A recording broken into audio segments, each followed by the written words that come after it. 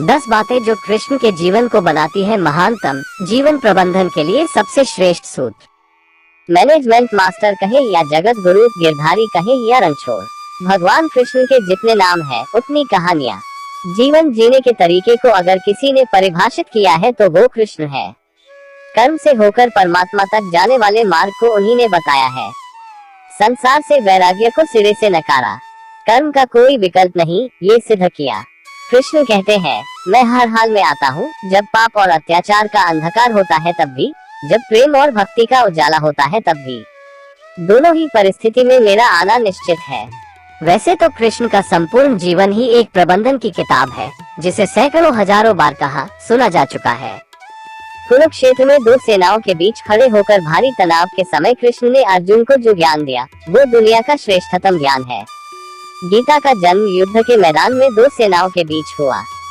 जीवन की श्रेष्ठतम बातें भारी तनाव और दबाव में ही होती है। अगर आप दिमाग को शांत और मन को स्थिर रखने की कोशिश करें तो सबसे बुरी परिस्थितियों में भी आप अपने लिए कुछ बहुत बेहतरीन निकाल पाएंगे। ये कृष्ण सिखाते हैं। गीता पढ़ने से पहले अगर इसी बात को समझ लिया जाए तो गीता पढ़ना सफल हुआ। कृष्ण का जीवन ऐसी ही बातों से भरा पड़ा है, जरूरत है नजरिए की। उनका जीवन आपके लिए मायोथोलॉजी का एक हिस्सा मात्र भी हो सकता है और आपका पूरा जीवन बदल कर रख देने वाला ज्ञान भी। आवश्यकता हमारी है, हम उनके जीवन से लेना क्या चाहते हैं। कृष्ण मात्र कथाओं में पढ़ा या सुना जाने वाला पात्र नहीं है, वो चरित्र और व्यवहार में उतारे जाने वाले देवता है। कृष्ण से सीखे कैसे जीवन को श्रेष्ठ बनाया जाए। 10 बातें हैं जो अगर व्यवहार में उतार ली तो सफलता निश्चित मिलेगी। 1. शुरू से अंत तक जीवन संघर्ष ही है। कारागृह में जन्मे कृष्ण, पैदा होते ही रात में यमुना पार कर गोकुल ले जाया गया। तीसरे दिन पुतना मारने आ गई। यहाँ से शुरू हुआ संघर्ष देह त्यागने से पहले द्वारिका डुबोने तक रहा। कृष्ण का जीवन कहता है, आप कोई भी हो, संसार में आए हैं तो संघर्ष हमेशा रहेगा। मानव जीवन में आकर परमात्मा भी सांसारिक चुनौतियों से बच नहीं सकता। कृष्ण ने कभी किसी बात की शिकायत नहीं की, हर परिस्थिति को जिया और जीता। कृष्ण कहते हैं, परिस्थितियों से भागो मत, उसके सामने डटकर खड़े हो जाओ, क्योंकि कर्म करना ही मानव जीवन का पहला कर्तव्य है। हम कर्मों से ही परेशानियों से जीत सकते हैं। 2. स्वस्थ शरीर से ही विजय है। कृष्ण का बचपन माखन मिश्री खाते हुए गुजरा। आज भी भोग लगाते हैं हम, लेकिन ये संकेत कुछ और है। आहार अच्छा हो, शुद्ध हो, बल देने वाला हो। बचपन में शरीर को अच्छा आहार मिलेगा तो ही इंसान युवा होकर वीर बनेगा। शरीर को स्वस्थ रखना है तो बचपन से ध्यान देने की जरूरत है। ये पेरेंटिंग के दौर से गुजर रहे युवाओं के लिए बड़ा मैसेज है। अपने बच्चों को ऐसा खाना दें जो उनको बल दे, सिर्फ स्वाद के लिए ही ना खिलाएं, तभी वे बड़े होकर स्वयं को और समाज को सही दिशा में ले जा पाएंगे। 3. पढ़ाई किताबी ना हो, रचनात्मक हो। कृष्ण ने अपनी शिक्षा मध्य प्रदेश के उज्जैन में सांदीपनि ऋषि के आश्रम में रहकर पूरी की थी। कहा जाता है 64 दिन में उन्होंने 64 कलाओं का ज्ञान हासिल कर लिया था। वैदिक ज्ञान के अलावा उन्होंने कलाएं सीखी। शिक्षा ऐसी ही होनी चाहिए जो हमारे व्यक्तित्व का रचनात्मक विकास करे। संगीत, नृत्य, युद्ध सहित 64 कलाओं कृष्ण के व्यक्तित्व का हिस्सा है। बच्चों में कोरा ज्ञान ना भरें, उनकी रचनात्मकता को नया आयाम मिले, ऐसी शिक्षा व्यवस्था हो। 4. रिश्तों से ही जीवन है, बिना रिश्तों के कुछ नहीं। कृष्ण ने जीवन भर कभी उन लोगों का साथ नहीं छोड़ा जिनको मन से अपना माना। अर्जुन से वे युवावस्था में मिले, ऐसा महाभारत कहती है, लेकिन अर्जुन से उनका रिश्ता हमेशा मन का रहा। सुदामा हो या उद्धव, कृष्ण ने जिसे अपना मान लिया उसका साथ जीवन भर दिया। रिश्तों के लिए कृष्ण ने कई लड़ाइयाँ लड़ी और रिश्तों से ही कई लड़ाइयाँ जीती। उनका सीधा संदेश है, सांसारिक इंसान की सबसे बड़ी धरोहर रिश्ते ही है। अगर किसी के पास रिश्तों का थाती नहीं है तो वो इंसान संसार के लिए गैर जरूरी है। इसलिए अपने रिश्तों को दिल से जिए, दिमाग से नहीं। 5. नारी का सम्मान समाज के लिए जरूरी। राक्षस नरकासुर का आतंक था। करीब 16,100 महिलाओं को उसने अपने महल में कैद किया था। महिलाओं से बलात्कार में उसे सुख मिलता था। कृष्ण ने उसे मारा, सभी महिलाओं को मुक्त कराया, लेकिन सामाजिक कुरीतियां तब भी थी।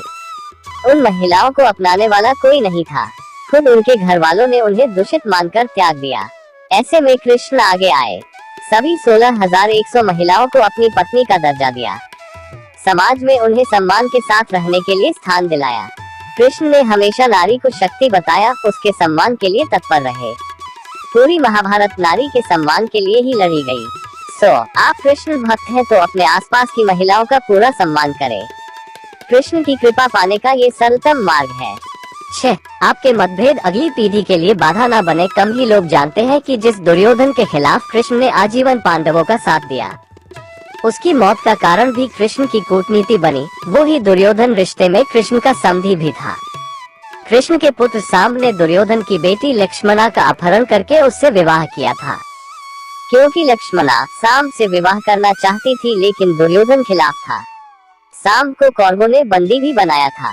तब कृष्ण ने दुर्योधन को समझाया था कि हमारे मतभेद अपनी जगह है, लेकिन हमारे विचार हमारे बच्चों के भविष्य में बाधा नहीं बनने चाहिए। दो परिवारों के आपसी झगड़े में बच्चों के प्रेम की बलि न चढ़ाई जाए। कृष्ण ने लक्ष्मणा को पूरे सम्मान के साथ अपने यहाँ रखा। दुर्योधन से उनका मतभेद हमेशा रहा, लेकिन उन्होंने उसका प्रभाव कभी लक्ष्मणा और साम्ब की गृहस्थी पर नहीं पड़ने दिया। 7. शांति का मार्ग ही विकास का रास्ता है। कृष्ण ने महाभारत युद्ध के पहले शांति से समझौता करने के लिए पांडवों और कौरवों के बीच मध्यस्थता की। हालांकि दोनों ही पक्ष युद्ध लड़ने के लिए आतुर थे, लेकिन कृष्ण ने हमेशा चाहा कि कैसे भी युद्ध टल जाए। झगड़ों से कभी समस्याओं का समाधान नहीं होता है। शांति के मार्ग पर चलकर ही हम समाज का रचनात्मक विकास कर सकते हैं। कृष्ण ने समाज की शांति से मन की शांति तक दुनिया को ये समझाया कि कोई भी परेशानी तब तक मिट नहीं सकती जब तक वहाँ शांति ना हो। फिर चाहे वो समाज हो या हमारा खुद का मन, शांति से ही सुख मिल सकता है, साधनों से नहीं। 8. हमेशा दूरगामी परिणाम सोचे। महाभारत में जुए की घटना के बाद पांडवों को वनवास हो गया। कृष्ण ने अर्जुन को समझाया कि ये समय भविष्य के लिए तैयारी करने का है। महादेव शिव, देवराज इंद्र और दुर्गा की तपस्या करने को कहा।